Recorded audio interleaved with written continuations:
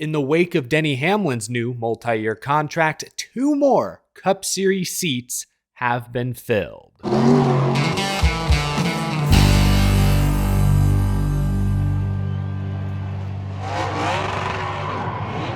How's it going, y'all? My name is Eric. Welcome to Out of the Groove. Lots to catch up on in today's episode, but first, this episode is sponsored by my friends at Heartbeat Hot Sauce. Makers of all natural sauces. No preservatives, no thickening agents, no artificial colors. Very flavor forward with balanced heat, approachable for everyone. You may have seen Heartbeat Hot Sauce on the popular YouTube series Hot Ones. With so many different styles and flavors available, you're sure to find one that piques your interest. Head to heartbeathotsauce.com. You can also click the link down in the description and be sure to use code FAST20 for 20% off your order. Heartbeat Hot Sauce is also available on Amazon. Thank you to Heartbeat Hot Sauce for sponsoring this episode of Out of the Groove. Boy, when one silly season domino falls, the rest come crashing down, right?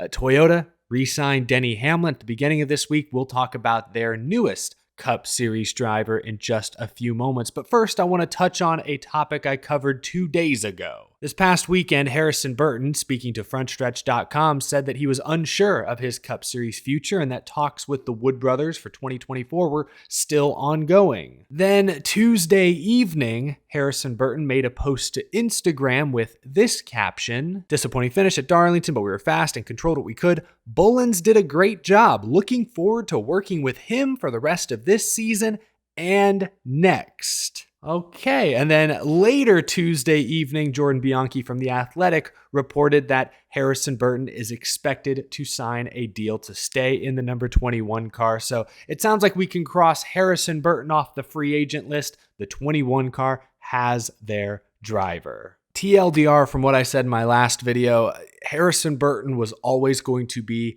a work in progress. He's been in that car for now almost 2 years. I have no problem giving him one more season. He comes from a good family, a good racing family. I think he has a strong support group around him. He has some sponsorship support. I think he's a Kevin Harvick Incorporated client now. I don't think he has a big ego. He's not reckless. Give him another season and see if he can take that next step forward. I like Harrison Burton. I don't think his ceiling is very high, but at the same time, I don't think his floor is too low. I think he's destined to be a decent, serviceable stock car driver. That's my prediction for his career. But who knows? He has the tools. Maybe he takes a huge step next season. We'll have to wait and see. A lot of y'all left comments on my last episode of Out of the Groove, gave your take on Harrison Burton. I wanted to take one of your comments from out of the crowd today. Y'all always hold me accountable if I omit something. And Ford RPM 69 left this comment on that last video. "One thing you got wrong, or maybe forgetting, is the timeline of events. Matt Benedetto didn't lose his seat to Burton. He actually lost it to Austin Cindric. It was planned that Cindric was getting the 21 seat. It was only after it was announced that Brad was leaving for Roush that Cindric was promoted to the 2 from the 21, and Burton was then picked to fill the 21. I don't think Burton was ever meant to be there. He just got a lucky series of events that put him there. In an alternate timeline where Brad stayed with Penske, Burton would have stayed somewhere in Xfinity." I appreciate the comment. And yes, that is correct about the timeline. If I remember correctly, Matt DiBenedetto maybe ruffled some feathers when he posted a long, 10-minute video to Facebook. I think he had sold himself on the idea that Brad leaving for Penske meant that he was going to get to stay in the 21. And when the Wood brothers ultimately picked Harrison instead of him, I don't know if he felt betrayed. I think more than anything, he just felt very disappointed, which is understandable. But like I said in my last video, I think fans compare Harrison Burton to Matt DiBenedetto because ultimately Harrison did replace Matt DiBenedetto. I know Cindric was initially meant to replace Matt. I'm sure if they really wanted to, the Wood brothers could have kept Matt DiBenedetto on past 2021. They didn't. They chose Harrison Burton. I read Jeff Gluck's 12 questions with Harrison Burton earlier this week, and one of Jeff's questions this year is he's been asking drivers about deals that almost got done but didn't. And it was interesting. I recommend you go check it out. But Harrison said that he was planning to be with Toyota long term. He even saw 2311 Racing and was really excited about that and wanted to be a part of that team. But then the Keselowski, Penske, Wood Brothers stuff happened, and he got a call from the Wood Brothers, and it sounds like it was an opportunity he couldn't pass up. But I thought that was pretty interesting. Again, good luck to Harrison Burton. I think he's a good guy. I think he's a decent driver. We'll see if he can take that big leap next season. Let's stick with Cup for a moment. So on Monday, Denny Hamlin officially announced that he and Toyota had signed a new multi-year contract. Hamlin will stay with Joe Gibbs Racing. 2311 will remain a Toyota team. At long last, those deals were done. That was Monday, then Tuesday, Wednesday. By Wednesday evening, Toyota already had their next contract signed, sealed, and delivered. Wednesday night, last night, John Hunter Nemechek revealed on his YouTube channel that he is moving to Legacy Motor Club. He will return to the NASCAR Cup Series full-time in 2024. He will be the new driver of the number 42 car. Big news. This has been rumored for at least a few weeks now. We've talked about it a bit on the show. The move itself is not surprising, but John Hunter Nemechek's story, especially the past 3 years or so, kind of is. I don't think enough of us fully grasp just how big of a risk John Hunter took when he chose to go from the Cup Series all the way down to the Truck Series. Remember, 2020, it was a weird pandemic year, no practice, no qualifying most weeks. John Hunter, as a rookie driving for Front Row Motorsports, who is not the playoff contending team they are today, finished in the top 10 3 times that year. Remember Darlington, that first race back from the pandemic? Finished 9th. 9th.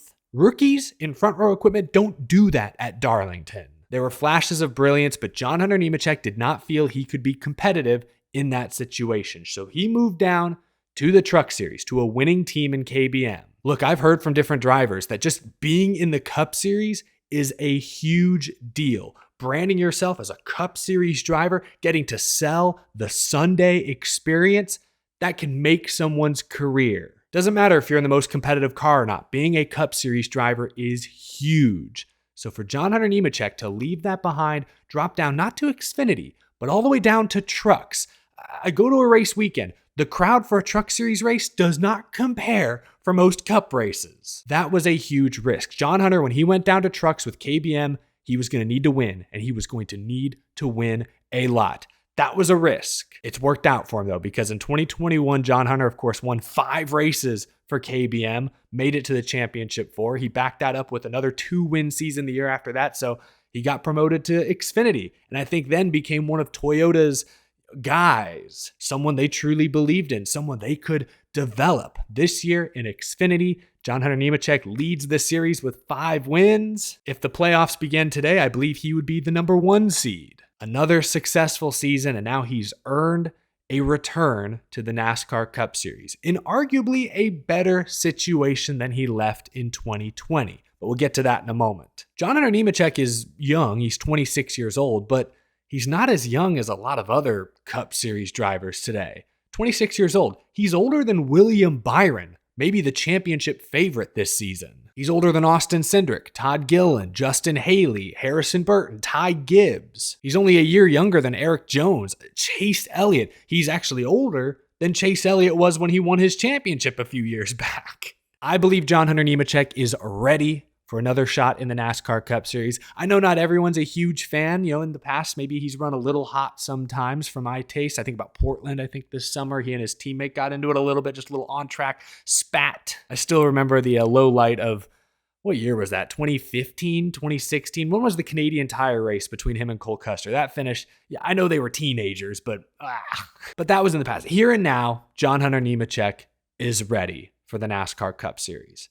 So now my attention turns to Legacy Motor Club, because this is a real question. Is Legacy Motor Club ready? They're moving from Chevy to Toyota this coming offseason. This year has not been good. They rebranded to Legacy. They brought Jimmy Johnson in over the offseason, and it's been a disaster. Don't even let me get started on the 42 car. On track, off track, it's all been bad. Instead, let's look at the 43 car of Eric Jones. Last year, when they were still getting some support from Chevy before Jimmy Johnson showed up on the scene, Eric Jones won the Southern 500. This year, first 16 races, Eric Jones took a huge step backwards. His average finish was 22. To Legacy Motor Club's credit, in the past 11 races, Eric Jones's average finish is 16.3, almost 6 positions better. Chevy cut them off earlier this year. I'm sure the moment they caught wind of the Legacy to Toyota deal, they banished them to the shadow realm. Legacy Motor Club could have rolled over this season and just accepted defeat and said, hey, we'll get him next year. This year's a lost cause. But they haven't done that. They've actually improved as the year has gone on. And that tells me something about this team. That tells me something about their culture. That tells me something about their leadership. Legacy Motor Club, Petty GMS, they've never been a key partner team. But next year, they will get that kind of support from Toyota. And I don't know if you've noticed this, but Toyota is pretty good. 5 of their 6 drivers made the Cup Series playoffs this year, and the 6th was a rookie. My way too early prediction for next year is that Eric Jones makes the playoffs.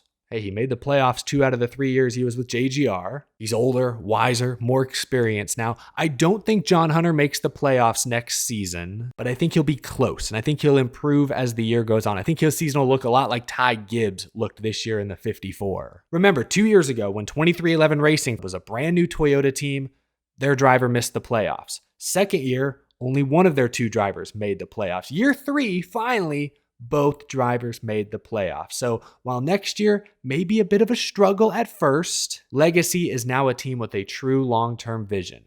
Jimmy Johnson is a young owner in today's NASCAR landscape. I know Noah Gragson was young, but I don't think Toyota ever believed in him. They let him walk once a few years ago. Toyota believes in John Hunter. Toyota's always liked Eric Jones. It was painful to let Eric Jones go a couple years ago. John Hunter's 26, Jones is 27. This is a young team that Toyota believes in. They have a long-term vision. If next year's not great, who cares? Let's look at the 3-year, 5-year plan. I think Legacy Motor Club will emerge as a quality contending team sooner rather than later. Very excited for John Hunter and Legacy Motor Club. I mean, with Richard Petty, Jimmy Johnson attached, I think it's good for the sport if that team is at least competitive. So I'm excited and optimistic for their future.